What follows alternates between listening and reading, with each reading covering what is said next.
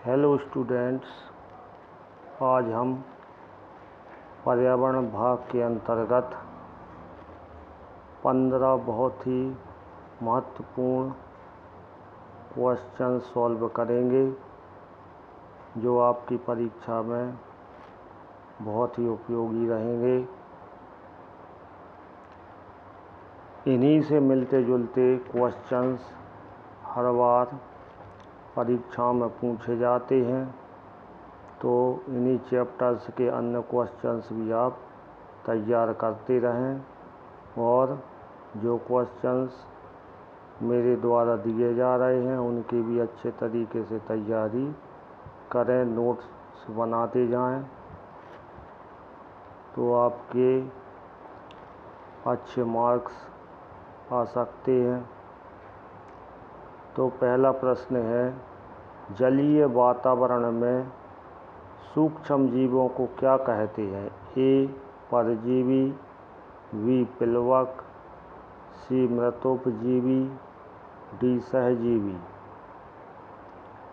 तो जलीय वातावरण में सूक्ष्म जीवों को प्लवक कहते हैं, तो इसका ऑप्शन बी सही ऑप्शन है, बी प्लवक। प्रश्न 2, यदि जैवमंडल में से कार्बन डाइऑक्साइड CO2 निकाल दी जाए तो सर्वप्रथम कौन से जीव प्रभावित होंगे?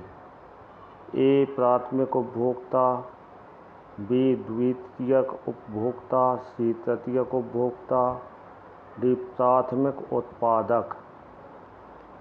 तो प्राथमिक उत्पादक जो होते हैं वो सर्वप्रथम प्रभावित हो जाएंगे, इसलिए डी ऑप्शन सही है इसका। प्रश्न 3, पादप प्लवक होते हैं? ए स्वपोषी, बी परपोषी, सी अपघटक, डी रसायन पोषी। तो इसमें सही ऑप्शन है स्वपोषी, ए ऑप्शन बिल्कुल इसका सही है। प्रश्न 4 है, पारिस्थितिक तंत्र में होता है? ए ऊर्जा व खनिज दोनों का लाभ, बी ऊर्जा की हानि परंतु खनिजों का लाभ, सी ऑप्शन है ऊर्जा का लाभ परंतु खनिजों की हानि, डी ऑप्शन है ऊर्जा व खनिज दोनों की हानि।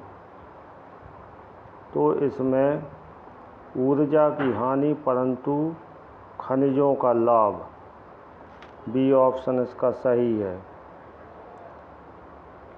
प्रश्न 5, 10% का नियम देने वाले वैज्ञानिक हैं? ए ओडम, बी लिंडमैन, सी टेम्पलेट, डी हैकल। तो इसमें सही ऑप्शन है लिंडमैन, बी वाला ऑप्शन सही है।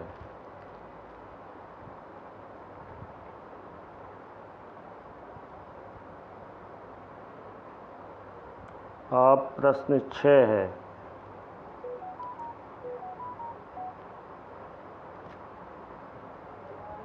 दो बड़ी घटनाएं जिन्हें MIC तथा चेरनोबिल त्रासदी नाम से जाना जाता है, कहाँ व कब घटित हुई?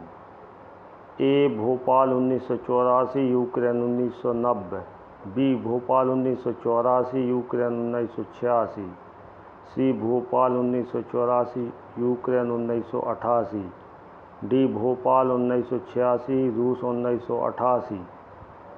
तो भोपाल में तो सभी को मालूम है 1984 में हुई थी और यूक्रेन में हुई है 1986, इसलिए बी ऑप्शन सही है इसका। प्रश्न 7, मृदा प्रदूषण का सबसे महत्वपूर्ण कारक हो सकता है?